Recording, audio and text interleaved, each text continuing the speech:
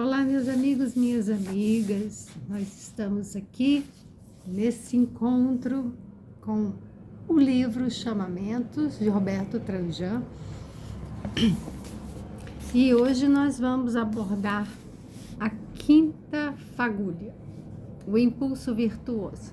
Meu nome é Márcia Amêndola, sou psicóloga. Nós estamos fazendo um trabalho nesse livro, nessa busca do autoconhecimento, na construção do nosso caminho, da nossa jornada, para que a gente venha a ser quem a gente tem por propósito, né? Aquela conquista da nossa essência, aquilo que faz sentido para a nossa vida.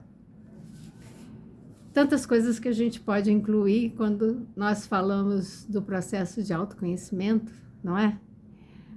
E é isso mesmo, nos tornarmos pessoas éticas, nos tornarmos pessoas virtuosas, nos tornarmos melhores companheiros, companheiras, pais e mães, né? Mais responsivos, no sentido de estar atento e dar respostas para as necessidades das nossas crianças. A gente construir um mundo melhor para nós e para elas. É assim que eu vejo como sendo o nosso propósito. Cada um tem o seu, nós estamos aqui sem julgamento, apenas buscando seguir um chamado, né? Acho que a proposta desse livro, como o nome traz, existe um chamado, aquilo que nos convoca para que a gente viva essa vida, uma vida plena, em abundância, com saúde, com, né, abundância no sentido da prosperidade, ter e ser e fazer. Ele começa essa quinta fagulha falando de Albert Einstein. Todo mundo já ouviu falar de Albert Einstein, é um cientista alemão, e ele viveu durante o período da Segunda Guerra, passou pelo período da Guerra Fria, em que naquela época ser cientista era uma coisa delicada, porque o que esse cientista está criando, o que ele está pensando, o que ele está desenvolvendo, teorias, tecnologias, tudo isso podia ser entendido como perigoso. Por um lado, se desenvolviam coisas muito boas para a humanidade, né? O raio-x, desenvolvemos a medicina, a comunicação. Hoje, se nós temos computadores e celulares, se deve ao avanço tecnológico, e isso está na mão de pessoas como Albert Einstein, né? Pessoas que são cientistas e que trabalham para esse progresso da ciência, na o quê? Né? Qual o propósito? Na melhora da qualidade de vida de todas as pessoas. Todo mundo é assim? Todo cientista é assim? Não, mas a gente tem essa visão. Pode ser até uma visão romântica, né? Romanceada, assim, do que seria um cientista, mas vamos pensar de alguém que quer o progresso, entendendo o progresso como uma melhora para todos. Mas ele traz a história de Albert Einstein com uma intenção. Qual é a intenção? Ele diz que o FBI, não, o americano, Federal Bureau of Investigation, estava investigando quem era aquele alemão cientista que estava ali desenvolvendo o quê? Né? Queriam saber Os americanos têm uma característica, não vou dizer todos, mas a gente sabe de um certo, uma certa construção, é, de um ideário, de uma construção. A gente constrói arquétipos, a gente constrói imagens, a gente constrói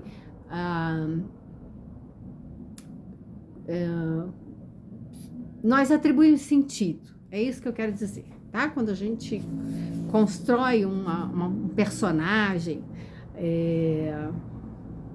a gente está atribuindo sentido, significado.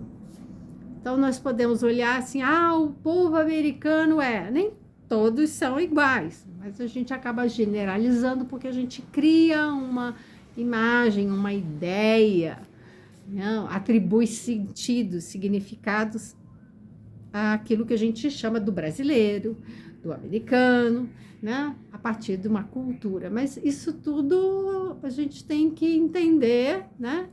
Que vai variar. Mas, enfim, vamos lá para essa ideia de um povo persecutório, né, com sentimento de ser perseguido, de estar em perigo, de ser alvo de ataques. Então, eles têm uma cultura armamentista, porque a ideia é ter armas para se defender.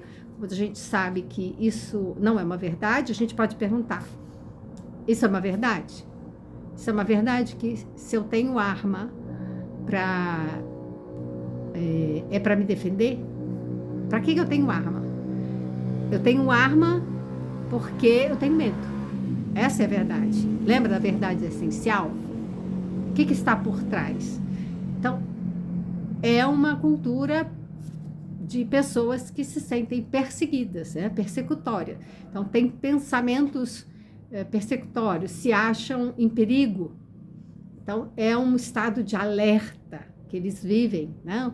Um estágio de vigilância. Então, eles investigam todo mundo, invadem a vida de todo mundo e querem provar, talvez, uma teoria de conspiração, uma teoria de que aquelas pessoas estão fazendo algo que possam colocar em perigo aquela comunidade, aquela sociedade, aquele país, aquela cultura. Isso ocorre com todo mundo, tá? No nível individual, no nível coletivo, a gente, quando pensa em ter armas, em colocar grades elétricas, muros, elevar os muros, é que a gente está se fechando, se colocando numa prisão, porque a nossa crença é de que o mundo é perigoso, o mundo é hostil, o mundo é um lugar em que vigora a violência. Isso é uma verdade? A gente também pergunta se isso é uma verdade. Essa é a verdade essencial do mundo, de todas as pessoas são más, são violentas, são agressivas, será? E se não for, a gente precisa desconstruir essa crença, para que a gente possa viver na verdade essencial. Então vamos lá, voltando aqui para o texto. Ele fala do Albert Einstein como esse cientista que passa a ser investigado pelo FBI, né, pelo governo norte-americano, e tentando encontrar provas e nunca encontraram. Revistavam correspondência, o lixo, telefonemas, tudo que eles pudessem rastrear para ver se encontravam provas de que aquele homem estava construindo alguma coisa muito perigosa, colocando, né, o poder, a autonomia, enfim, a vida, o estilo de vida americano em perigo. Mas acontece que a principal denúncia é que ele estava aliado aos comunistas e ser um comunista era perigoso para, né, uma sociedade americana capitalista. Então, a gente ainda vive esses conflitos porque nós polarizamos a vida. Toda vida polarizada é uma vida em conflito. É como se existisse o branco e o preto, esquecendo que no meio ali tem um monte de outras cores, outros tons. E a gente não vê essa variedade. A gente esquece que a luz branca, na verdade, é uma composição de várias luzes, né? Várias cores. Nós esquecemos, só vemos uma coisa só. Polarizar é sempre gerar conflito. O bom, o mal, o certo, errado, isso precisa ser desconstruído, porque nada disso é uma verdade. Mas vamos lá. Ele, durante esse período da Guerra Fria, ele tem permissão para morar nos Estados Unidos, mas ali ele é investigado o tempo todo, né? Com as várias denúncias que o governo recebe, mas não se consegue comprovar nada. E Einstein é uma pessoa que passa a ser muito conhecida pelas suas pesquisas e tal. Então, o governo americano, né, pelo FBI, eles, com seus pares, podiam ter acreditado no que o Einstein sempre dizia. Então, ele coloca aqui, ora, Einstein sempre afirmou a mesma coisa, ele foi coerente na vida dele. E as pessoas podiam acreditar nessa versão dele. Porque, como eu falei, se nós vivemos uma vida polarizada, de um certo e um errado, um verdadeiro e falso, se alguém fala alguma coisa e eu acredito naquilo, o oposto passa a ser mentira. Mas será que é mentira? Ou é simplesmente porque eu optei por escolher acreditar naquela versão? Eu escolho acreditar que na versão de que aquela pessoa é perigosa, porque é comunista, porque é cientista, porque é não sei o quê, porque eu posso colocar um monte de rótulo. E eu não consigo ver que a verdade por trás daquilo é o meu preconceito. Eu tenho um conceito estabelecido, baseado em crenças, baseado na minha ignorância de outras coisas, baseado em outras informações, pessoas que me disseram, influências de outros, e eu opto, eu faço uma escolha. Lembra a tomada de decisão? Só que quais são os valores? São as crenças, são as informações que eu recebi, mas será que eu estou fazendo escolha baseada na verdade essencial ou estou fazendo escolhas, decisões, eu tomo baseada nos valores, nas virtudes, na ética? Porque se fosse assim, eu tenderia a optar por tudo que diz respeito à vida, a tudo que diz respeito às atitudes que as pessoas fazem de valorização das leis naturais, da vida de um modo geral. O que eu quero dizer com isso? Que eu posso escolher acreditar que as pessoas são boas, que as pessoas não têm má intenção. Mas Márcia, algumas têm, eu vou viver em ilusão? Não, eu posso fazer escolhas, ou eu posso ser prudente e avaliar tudo que está sendo dito, tudo que está sendo posto. Então, eu vou agir com coerência, com prudência, com uma certa razoabilidade. Eu vou usar da minha razão, eu vou usar das minhas emoções, da minha intuição, vou usar dos meus recursos para perceber aquilo que faz sentido para mim.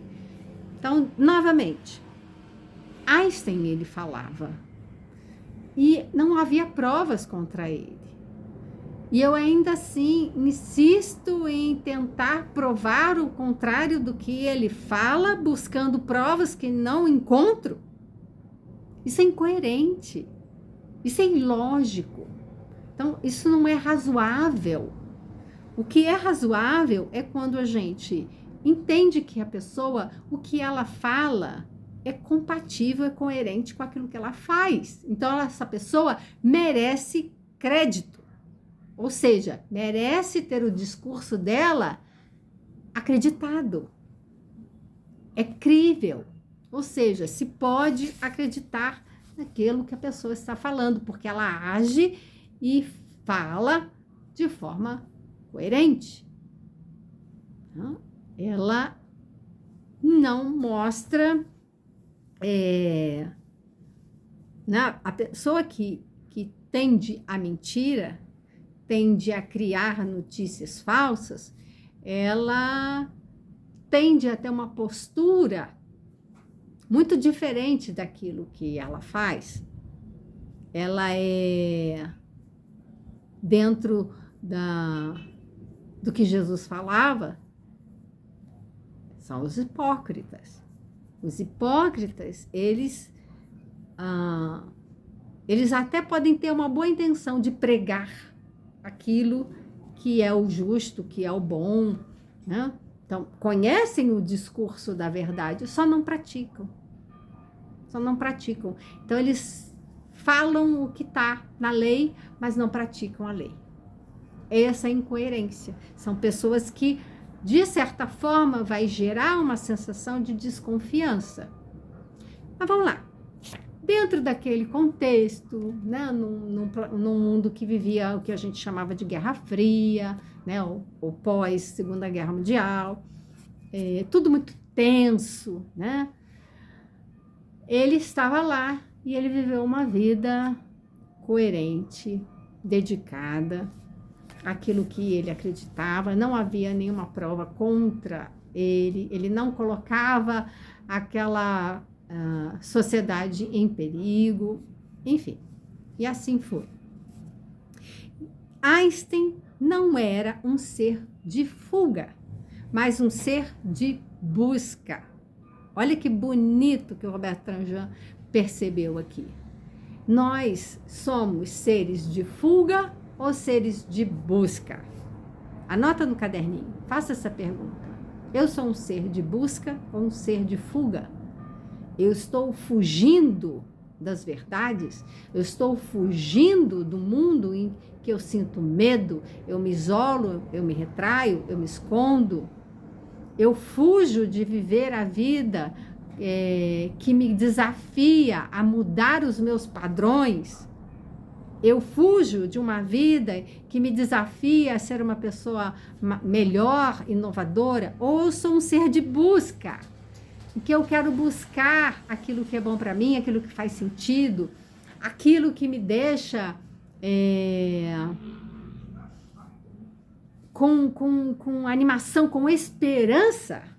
Ânimos é vida, esperança é algo que está atrelado à fé em que nós vamos conquistar alguma coisa, nós vamos alcançar alguma coisa que faz sentido, que nos engrandece. Porque quando a gente tem fé, fé é uma coisa boa, né? Uma coisa que vai nos deixar num estado de virtude, né? De grandeza espiritual. Então, ele era um ser de busca, ele era um ser que criava, ele era um ser que investigava, que ele lidava com as suas próprias questões, indagações. Ele não se prendia às respostas, ele se ligava às perguntas. Por isso que eu trabalho muito na terapia e eu falo muito com as minhas clientes, pergunte, pergunte.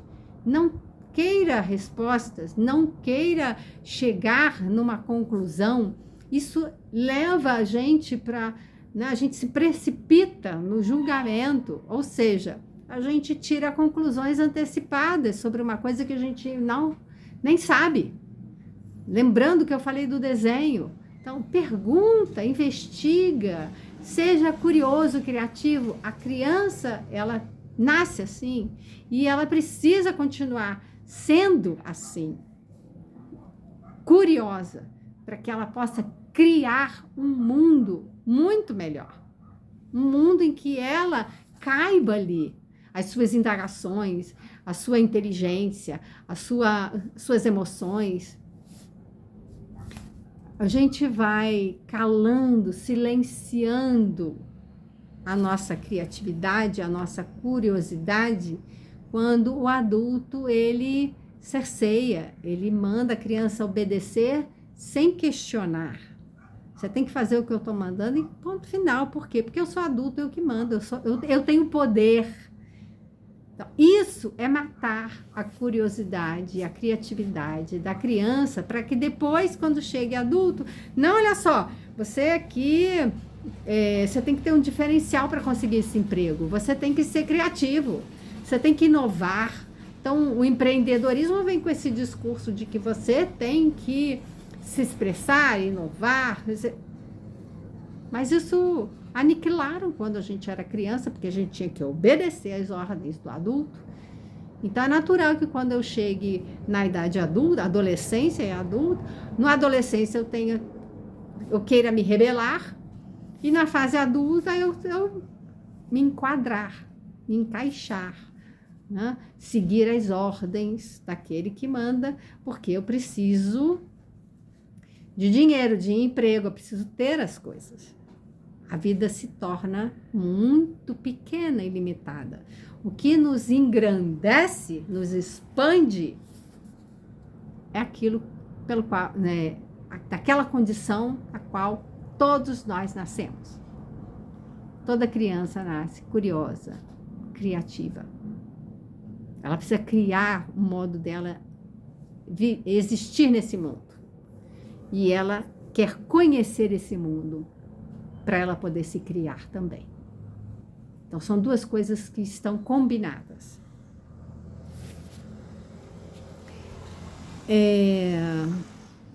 Então, é isso. Nós temos que utilizar, revigorar, restabelecer, fazer renascer, ressuscitar a curiosidade.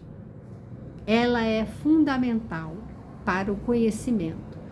E aí, quando eu falo conhecimento, isso inclusive para o autoconhecimento. Quando a gente está aqui fazendo um processo de autoconhecimento, a gente tem que ser curiosa a respeito de quem somos. Quem eu sou? O que eu quero? O que eu faço? Qual é o meu propósito? Qual não sei o quê? Eu tenho que perguntar. Eu não tenho que ter a ânsia pela resposta.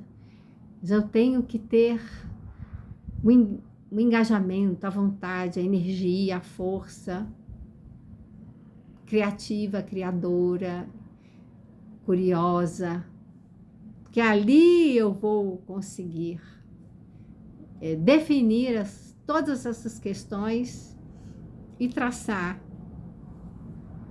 a minha direção para alcançar o alvo, né, o propósito. Então, como é que você define a curiosidade? Como que você define a criatividade? Como é que você lida com ela? Qual o grau de curiosidade que você acha que você tem? Você tem? Não tem? Oh, grau 0, grau 1000, 10. Pode dar a numeração que você quiser. Coloque nessa escala. Crie a sua escala. Não espere que eu diga de 0 a 10. Crie a sua escala. Ah, minha escala vai ser de 0 a 50. Vai ser de 0 a 1000. 0 a 100, 0 a menos 3 até 574. Crie a sua escala. Essa escala vai dizer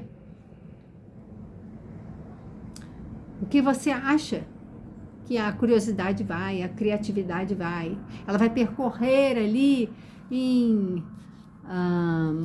onde que você se situa? Ah, eu tô na minha escala que começa no 0, ou seja, eu não tenho criatividade, até 100, então eu tô lá no 60, eu já tô no 30, não, eu sou bastante criativa, eu tô lá nos 89,7, o que você quiser, você é livre, esse é seu exercício de autoconhecimento, se permita. Saia da polaridade. Não é 0, é ou 100. Entre 0 e 100 tem um monte. Entre 0 e 1000 tem um monte. Crie. Sinta-se, permita-se. Novamente, nós estamos aqui porque só o recurso da curiosidade é que a gente vai desenvolver o autoconhecimento, o conhecimento das coisas. E isso estabelece a nossa relação conosco e com os outros, com o mundo. A sua intenção está mais para uma viagem turística ou peregrina? Você está só passando para conhecer ou você está fazendo uma peregrinação? Você está vivendo ali. O turista, ele passa muito rápido pelas coisas. Às vezes o turista faz só isso, ó.